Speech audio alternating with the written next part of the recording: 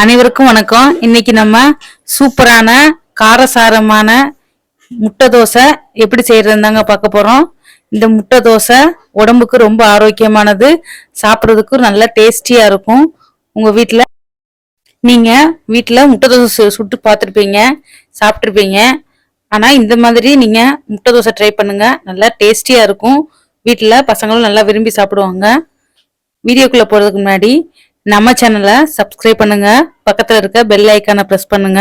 இப்போ வாங்க நம்ம வீடியோக்குள்ள போகலாம். இப்போ நீங்க நார்மலா எப்பயும் வீட்டுல முட்டை தோசை மாவு ஊத்தி முட்டையை உடைச்சு ஊத்தி அப்படியே தோசை சுட்டு திருப்பி போட்டு எடுத்து கொடுப்பீங்க. இது ஆர்டினரி முட்டை தோசை தான். இந்த முட்டை தோசை முட்டை கவிச்சி வாட அடிக்கும், அதனால ஒரு சிலர் சாப்பிட மாட்டாங்க. ஆனா நீங்க இந்த மாதிரி நல்லா கொஞ்சம் மசாலாலாம் ஆட் பண்ணி செஞ்சீங்க அப்படின்னா, கொஞ்சம் மெனக்கிட்டீங்கன்னா உங்க வீட்டுல பசங்கள்லாம் விரும்பி சாப்பிடுவாங்க. அதே மாதிரி முட்டை வாடை பிடிக்காதவங்களும் இந்த முட்டை தோசையை நல்லா விரும்பி சாப்பிடுவாங்க. அதனால இந்த முட்டை தோசையை ட்ரை பண்ணுங்க.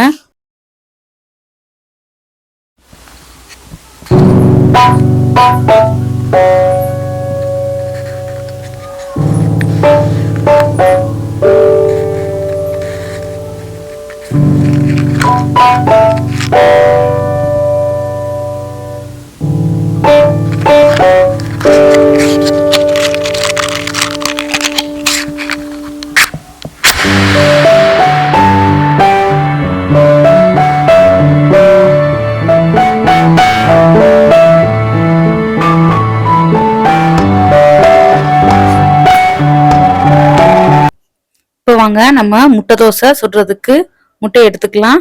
உங்களுக்கு முட்டை எத்தனை தேவையோ அந்த அளவுக்கு எடுத்து உடைச்சி விட்டுக்கோங்க. பாருங்க, இந்த மாதிரி ஒரு பவுல்ல முட்டைய உடைச்சு விட்டாச்சு. அடுத்ததான் நம்ம கொஞ்சம் மஞ்சத்தூள் சேர்த்துக்கலாம், மிளகுத்தூள் கொஞ்சமா சேர்த்துக்கலாம். மிளகாத்தூள் நீங்க கொஞ்சமா சேர்த்துக்கோங்க, அதுக்கு பதிலாக மிளகுத்தூள் அதிகமா சேர்த்துக்கோங்க.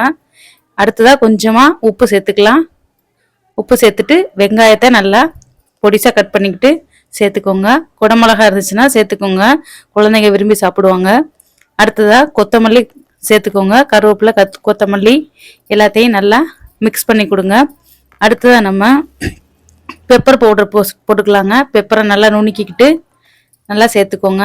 பெப்பர் சேர்த்தீங்க அப்படின்னா முட்டையும் வேகமாக டைஜஸ்ட் ஆகும், அந்த முட்டை கவுச்சி வடையும் இருக்காது.